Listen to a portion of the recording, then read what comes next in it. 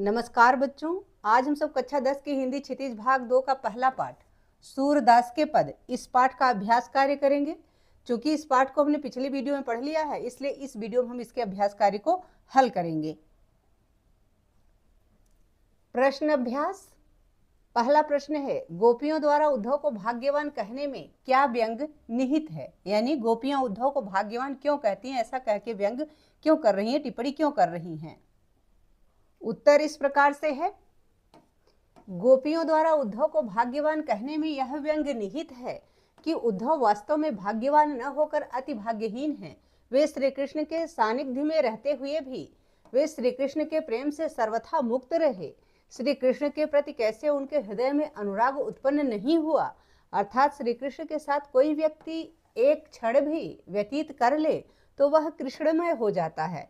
वे प्रेम बंधन में बंधने एवं मन के प्रेम में अनुरक्त होने की सुखद अनुभूति से पूर्णतया अपरिचित हैं। यही कह करके गोपियां जो हैं व्यंग कसती हैं उद्धव जी के ऊपर। दूसरा प्रश्न है, उद्धव के व्यवहार की तुलना किस किस से की गई है? तो उत्तर है, गोपियों ने उद्धव के व्यवहार की तुलना निम्नलिखित उदाहरणों से की है। ठीक है, उदाहरणों से की है। पहला यह है कि गोपियों ने उद्धव के व्यवहार की तुलना कमल के पत्ते से की है, जो नदी के जल में रहते हुए भी जल की ऊपरी सतह पर ही रहता है, अर्थात जल में रहते हुए भी जल का प्रभाव उस पर नहीं पड़ता। उसी प्रकार श्री कृष्ण का सानिध्य पाकर भी उनका प्रभाव उद्धव पर नहीं पड़ा, इसलिए वो भाग्यहीन है। ठीक है, दूसरा उदाहरण यह देती हैं कि उद्धव जल के मध्य रखे तेल के गागर यानी मटके की भांति हैं, जिस पर जल की एक बूंद भी नहीं टिक पाती। इसलिए उद्धव कृष्ण के समीप रहते हुए भी उनके रूप के आकर्षण तथा प्रेम बंधन से सर्वथा मुक्त हैं। तीसरी बात वो यह कहती हैं कि उद्धव ने गोपियों को जो योग का उपदेश दिया था उसके बारे में उनका यह कहना है कि यह योग सुनते ही कड़वी ककड़ी के समान प्रतीत होता है, इसे निगला नहीं जा सकता, यह अत्यंत अरुचिकर है, यानी यह अच्छा नहीं है, योग संदेश गोपियों को पसंद नहीं आता है। तीसरा प्रश्न है, गोपियों ने किन किन उदाहरणों के माध्यम से उद्धव को उलाहने दिए हैं? तो उत्तर इस प्रकार से है कि गोपियों ने कमल के पत्ते, तेल की मटकी और प्रेम की नदी के उदाहरणों के माध्यम से उद्धव को उलाहने दिए हैं। प्रेम रूपी नदी में पांव डुबोकर भी उद्धव प्रभाव रहित हैं। वे श्री कृष्ण के सानिध्य में रहते हुए भी श्री कृष्ण के प्रेम से सर्वथा मुक्त हैं।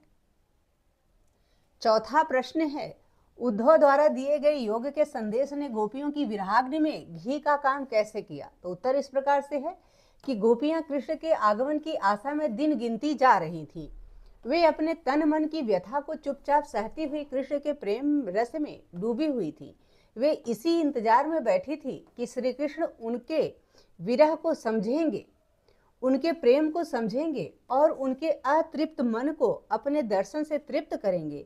परंतु यहाँ सब उल्टा होता है। कृष्ण को तो न उनकी पीड़ा का ज्ञान है और न ही उनके विरह के दुख का। कृष्ण ने योग का संदेश देने के लिए उद्धव को भेज दिया। विरह की अग्नि में जलती हुई गोपियों को जब उद्धव ने कृष्ण को भूल जाने और योग साधना करने का उपदेश देना प्रारंभ किया, तब यह योग संदेश उनके हृदय में जल रही विरहाग्नि में घी का काम कर उसे और प्रज्वलित कर दिया, यानी उस आग को और बढ़ा दिया। पांचवा प्रश्न है, मर्यादा न लही के माध्यम से कौन सी मर्यादा न रहने की बात की जा रही है? तो उत्तर इस प्रकार से है कि मर्यादा न लही के माध्यम से प्रेम की मर्यादा न रहने की बात की जा रही है।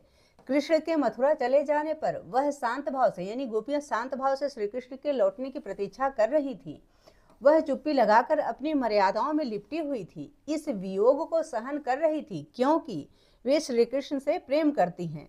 कृष्ण ने योग का संदेश देने के लिए उद्धव को भेज दिया, जिसने गोपियों को उनकी मर्यादा छोड़कर बोलने के लिए मजबूर कर दिया है। यानी जो योग संदेश कृष्ण ने भेजा गोपियों के लिए, उसी के द्वारा मजबूर होकर के वो गोपियां उद्धव से उलाहना देने लगती हैं।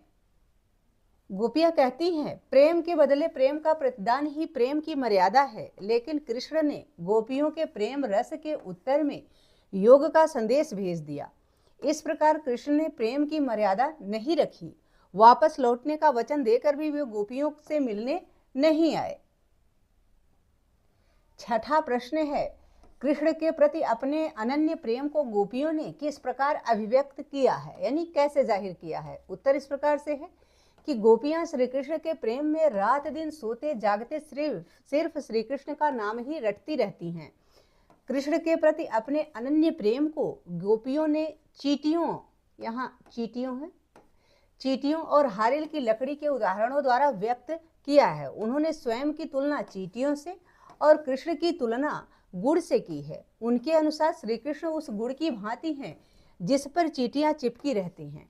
हारिल एक ऐसा पक्षी है जो सदैव अपने पंजे में कोई लकड़ी या तिनका पकड़े रहता है, वह उसे किसी भी दशा में नहीं छोड़ता। उसी तरह गोपियों ने मन, वचन और कर्म से श्री कृष्ण की प्रेम रूपी लकड़ी को दृढ़ता पूर्वक पकड़ लिया है। सातवां प्रश्न है, गोपियों ने उद्धव से योग की शिक्षा कैसे लोगों को देने की बात कही है। तो उत्तर है, उद्धव अपने योग के संदेश में मन की एकाग्रता का उपदेश देते हैं। गोपियों के अनुसार योग की शिक्षा उन्हीं लोगों को देनी चाहिए जिनकी इंद्रियां व मन उनके बस में नहीं होते, जिनका मन चंचल है और इधर उधर भटकता है। परंतु गोपियों को योग की आवश्यकता है ही नहीं, क्योंकि गोपियों का मन वह इंद्रिय तो श्री कृष्ण के अनन्य प्रेम में पहले से ही एकाय है, यानी एकाग्र है। इस प्रकार योग साधना का उपदेश उनके लिए निरर्थक है, यानी गोपियों को तो योग और योग के संदेश की आवश्यकता ही नहीं है, उनका मन तो पहले से ही एकाग्रचित है। आठवां प्रश्न है, प्रस्तुत पदों के आधार पर गोपियों का योग साधना के प्रति दृष्टिकोण स्पष्ट करें, यानी उनका कैसा दृष्टिकोण है योग साधना को लेकर के। तो उत्तर है, प्रस्तुत पदों के आधार पर स्पष्ट है कि गोपियां योग साधना को नीरस, व्यर्थ और अवांछित मानती हैं। गोपियों के दृष्टि में योग उस कड़वी ककड़ी के समान है जिसे निगलना बड़ा ही मुश्किल है। सूरदास जी गोपियों के माध्यम से आगे कहते हैं कि उनके विचार में योग एक ऐसा रोग है जिसे उन्होंने न पहले कभी देखा न कभी सुना, यानी न देखा न सुना न किया। गोपियों के अनुसार योग की शिक्षा उन्हीं लोगों को देनी चाहिए जिनकी इंद्रियां व मन उनके बस में नहीं होते, जिनका मन चंचल है और इधर उधर भटकता है। परंतु गोपियों को योग की आवश्यकता है ही नहीं, क्योंकि गोपियों का मन व इंद्रिय तो कृष्ण के अनन्य प्रेम में पहले से ही एकाग्र है। नौवां प्रश्न है, गोपियों के अनुसार राजा का धर्म क्या होना चाहिए। तो गोपियों के अनुसार राजा का धर्म उसकी प्रजा को अन्याय से बचाना तथा नीति से राजधर्म का पालन करना होता है, यानी राजा वही अच्छा होता है जो अपनी प्रजा का ध्यान रखे।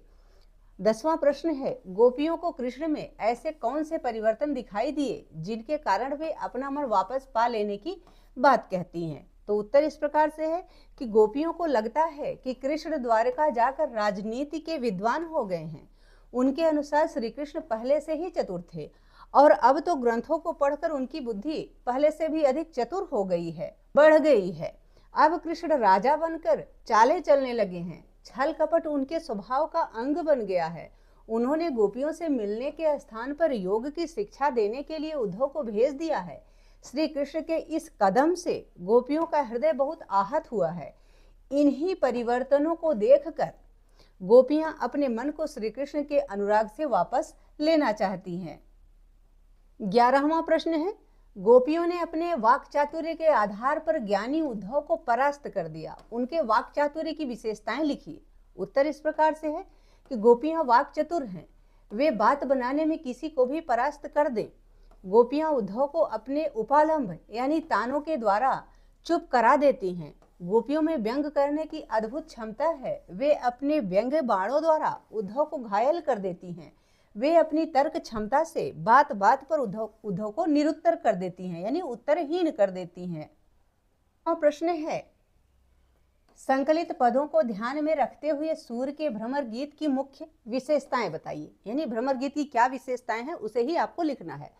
उत्तर इस प्रकार से है कि भ्रमर गीत की निम्नलिखित विशेषताएं इस प्रकार हैं। पहला, भ्रमर गीत एक भावपूर्ण गीति काव्य है। दूसरा, इसमें उदात्त भावनाओं का मनोवैज्ञानिक चित्रण हुआ है। तीसरा, सूरदास ने अपने भ्रमर गीत में निर्गुण ब्रह्म का खंडन किया है। चौथा, भ्रमर गीत में शुद्ध साहित्यिक ब्रज भाषा का प्रयोग हुआ है। पांचवा है, भ्रमर गीत में उपालंभ की प्रधानता है। छठा है, भ्रमर गीत में सूरदास ने विरह के समस्त भावों की स्वाभाविक एवं मार्मिक व्यंजना की है। सातवां है, भ्रमर गीत में उद्धव व गोपियों के माध्यम से ज्ञान को प्रेम के आगे नतमस्तक होते हुए बताया गया है। ज्ञान के स्थान पर प्रेम को सर्वोपरि कहा गया है। आठवां यह है कि सूरदास कवि होने के साथ साथ सुप्रसिद्ध गायक भी थे। भ्रमर गीत में संगीतात्मकता का गुण विद्यमान है। 9वां प्रश्न है, गोपियों ने उद्धव के सामने तरह तरह के तर्क दिए हैं, आप अपनी कल्पना से और तर्क दीजिए। यानी जो तर्क गोपियों ने दिए हैं उसी प्रकार के कुछ आप अपने हिसाब से तर्क दीजिए। गोपियों ने उद्धव के सामने तरह तरह के तर्क दिए हैं, हम भी निम्नलिखित तर्क दे सकते हैं। पहला, उद्धव पर कृष्ण का प्रभाव तो पड़ा नहीं, परंतु लगता है कृष्ण पर उद्धव के योग साधना का प्रभाव अवश्य पड़ गया है। दूसरी बात यह है कि निर्गुण अर्थात जिस ब्रह्म के पास गुण नहीं है उसकी उपासना हम नहीं कर सकते हैं। तीसरी बात है, योग का मार्ग कठिन है और हम गोपियां, ऐसा गोपियां कहती हैं कि हम गोपियां कोमल हैं, हमसे यहाँ यह कठोर योग साधना कैसे हो पाएगी, यह असंभव है। 14वां प्रश्न है, उद्धव ज्ञानी थे, नीति की बातें जानते थे, गोपियों के पास ऐसी कौन सी शक्ति थी जो उनके वाक चातुर्य में मुखरित हो उठी? तो उत्तर इस प्रकार से है कि सच्चे प्रेम में इतनी शक्ति होती है कि बड़े से बड़ा ज्ञानी भी उसके आगे घुटने टेक देता है। गोपियों के पास श्री कृष्ण के प्रति सच्चे प्रेम तथा भक्ति की शक्ति थी, जिस कारण उन्होंने उद्धव जैसे ज्ञानी तथा नीतिज्ञ को भी अपने वाक चातुर्य से परास्त कर दिया था। ठीक है। 15वां प्रश्न है, गोपियों ने यह क्यों कहा कि हरि अब राजनीति पढ़ाए हैं? क्या आपको गोपियों के इस कथन का विस्तार समकालीन राजनीति में नजर आता है? स्पष्ट कीजिए। यानी आज की राजनीति में क्या गोपियों की बात आपको सही लगती है, यही आपको बताना है। इस प्रकार से है कि गोपियों को लगता है कि श्री कृष्ण द्वारका जाकर राजनीति के विद्वान हो गए हैं, अब श्री कृष्ण राजा बनकर चाले चलने लगे हैं, छल कपट उनके स्वभाव के अंग बन गए हैं। यानी जो छल कपट है वह उनके स्वभाव का अंग बन गया है। गोपियों ने ऐसा इसलिए कहा क्योंकि श्री कृष्ण ने सीधी सरल बातें ना करके रहस्यात्मक ढंग से उद्धव के माध्यम से अपनी बात गोपियों तक पहुंचाई है। गोपियों का यह कथन कि हरि अब राजनीति पढ़ाए हैं कहीं न कहीं आज की भ्रष्ट राजनीति को परिभाषित कर रहा है। आज की राजनीति सिर से पैर तक पट से भरी हुई है।